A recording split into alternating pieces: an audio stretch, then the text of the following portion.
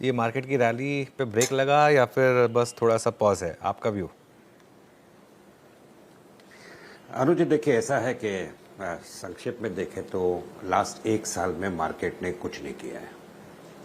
आज बड़े इन्वेस्टर्स को आप देखेंगे, 10, 20, 25, 30 जो भी नाम आपके मन में है, उनको पूछेंगे तो सभी लोग लॉन्ग टर्म के लिए बहुत बुलिश है। कहते हैं कि ठीक है, हमारे स्टॉक्स थोड़े नीचे है तो क्या, ultimately it will go up. Retail investor परेशान हो गया है क्योंकि उसको रोज का मार्केट प्रेडिक्ट करने का हैबिट हो गया है। सही जाए गलत जाए बात अलग है, और कहना मुश्किल है कि 6 दिन मार्केट बढ़ा, आज क्यों घटा, कल मंडे को घटेगा बढ़ेगा, किसी को पता नहीं। Honestly let's be very Frank about it. 2 हफ्ते पहले जब भी आपकी और हमारी बात हुई थी, मैंने क्लियर कट कहा था कि मैक्रो फैक्टर्स सब इंडिया के फेवर में है। आप इन्फ्लेशन देखिए, इंटरेस्ट रेट कट देखिए, लिक्विडिटी देखिए, मॉनसून देखिए, एग्रीकल्चरल क्रॉप प्रोड्यूस देखिए, डेफिसिट्स फिस्कल देखिए, करंट अकाउंट डेफिसिट देखिए, सब कंट्रोल में है। ऑयल प्राइस घटा हुआ है, सब पॉजिटिव। स्टॉक मार्केट के फैक्टर्स देखेंगे, आपको पॉजिटिव दिखेगा। मार्केट ओवरसोल्ड है, यस ओवरसोल्ड है। म्यूचुअल फंड में इन्फ्लो आते जा रहे हैं, हाँ इन्फ्लो आते जा रहे हैं। समवेयर आई फील री रेटिंग जो है इंडियन इक्विटीज की होगी ही होगी। इन द मीन टाइम हमको S&P ने अपग्रेड भी किया है, और मार्केट में ओवरऑल जैसे मैंने कहा पिछले एक साल में कुछ नहीं हुआ, तो मार्केट रेंज बाउंड है, करेक्शन हो रहा है, टाइम वाइज करेक्शन हो रहा है। All this again are positives. Problem क्या है? प्रॉब्लम है कि corporate earnings have just not picked up. हम लोग कह रहे थे कि मार्च क्वार्टर में इंप्रूव होगा, नहीं हुआ। जून क्वार्टर में हुआ, ज्यादा कुछ नहीं हुआ। अभी जो इंटरेस्ट इनकम टैक्स में जो कट्स दिए थे गवर्नमेंट ने बजट में कि कंजम्पशन पिकअप होगी, ज्यादा कुछ उसका साइन दिखता नहीं है। लेकिन 15 अगस्त पे प्राइम मिनिस्टर नरेंद्र मोदी जी ने जो GST कट अनाउंस किए, रैशनलाइजेशन जिसे कहते हैं, 2 ही मेजरमेंट में होंगे ना, उसके कारण मार्केट इज एन्थ्यूज्ड। और मुझे भी लगता है, शायद आपको भी लगता है कि कंजम्पशन अल्टीमेटली पिकअप होगा, which will be good for corporate earnings.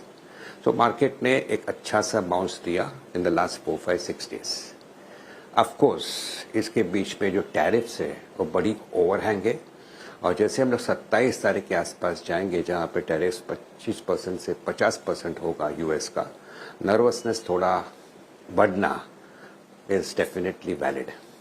But हमको पता चलना चाहिए कि India has always been a domestic consumption story. Manufacturing का गेन होने वाला है जीडीपी में, और इंप्रूविंग इंफ्रा और most sought after consumer market world में है वो है India.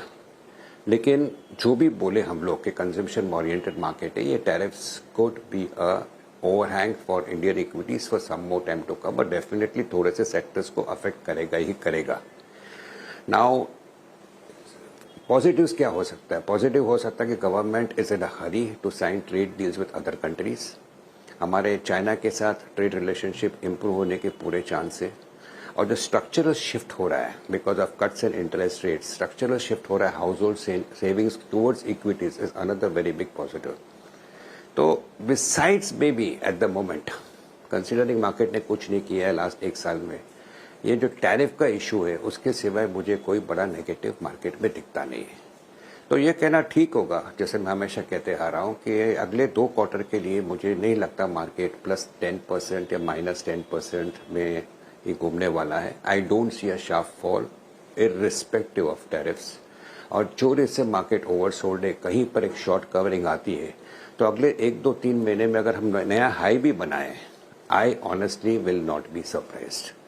So this is the state of the market. फिर से कहूंगा ये बात कि मार्केट में पैसे कमाना डिफिकल्ट है। मार्केट्स में इंडिविजुअल पॉकेट्स ऑफ अपॉर्चुनिटीज आएगी, इंडिविजुअल स्टॉक्स आएंगे, वो ब्रॉडर मार्केट में आएंगे, and people will have to learn to buy into them without bothering too much about daily headlines.